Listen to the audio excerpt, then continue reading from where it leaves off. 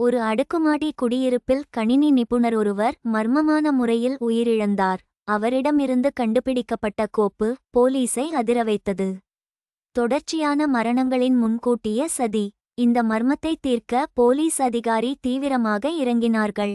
இருட்டின் பின்னால் மறைந்திருக்கும் கொலையாளியின் விளையாட்டு என்ன? இருட்டின் அடையாளம் ஒரு மர்மத் தொடர்.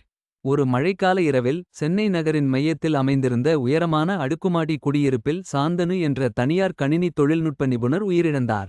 உடல் கூரிய விஷத்தால் கொல்லப்பட்டு இருப்பது போலிருந்தது.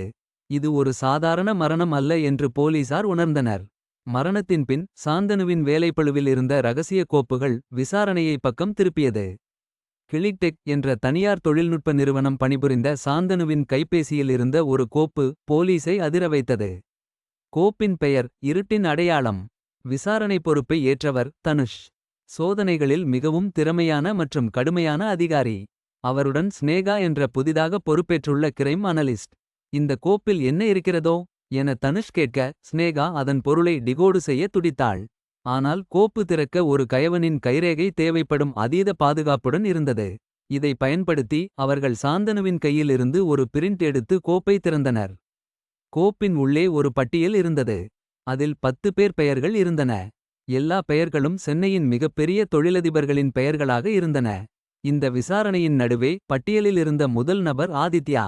அதற்குள் சந்தேகமாக அவரது வீடு வெடித்து கலைந்தது. இது யாருடைய வேலை என்று தனுஷ் வினவ ஸ்னேகா கூறினாள். சந்தேகம் அந்த பட்டியலிலிருந்த பெயர்களை பின்தொடர்கிறது. தனுஷும் சினேகாவும் அடுத்த பெயர் கிரண் என்று பட்டியலில் உள்ளவரின் பாதுகாப்பை உறுதி செய்ய முடிவு செய்தனர். ஆனால் கிரணின் கார் சென்னை நகரின் சாலையில் திடீரென்று வெடித்து சிதறியது. 2 மரணங்கள் ஒரே மாதிரியாக நடப்பது அது யாராவது பலாத்காரமாய் செய்த திட்டம்தான் என்பதில் சந்தேகம் இல்லை. தனுஷ் பட்டியலில் உள்ள 3வது பெயரான அனுஜாவின் வீட்டுக்கு சென்றபோது வீட்டின் கதவுகள் திறந்த வண்ணமே இருந்தது. அவர் அங்கே செல்லும்போது ஒரு நோட்டில் எழுதப்பட்ட செய்தி இருட்டின் அடையாளம் இருட்டிலேயே மறைந்திருக்கும். அது விளங்குவதற்கு நேரம் தேவைப்படும். தனுஷும் சினேகாவும் அதிர்ந்து போனனர். இது முற்றிலும் கொலையாளியின் விளையாட்டு என்பதை உறுதிப்படுத்தியது.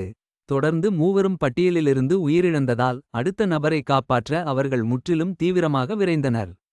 ஆனால் கொலையாளி போலீசின் நடவடிக்கையை ஒரு அடி முன்னிலேயே கண்டு நடவடிக்கை எடுக்கிறான். இது வெறும் விபத்தா? அதற்கு பின்னால் ஒரு பெரிய சதி இருக்கிறதா? யார் இந்த கொலையாளி?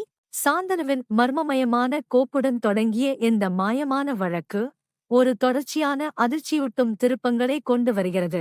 இது ஒரு முடிவில்லா இருட்டின் கதையாக உருவெடுக்கிறது. சாந்தனுவின் கோப்பின் உண்மையான அர்த்தம் இன்னும் வெளிப்படாமல் உள்ளது.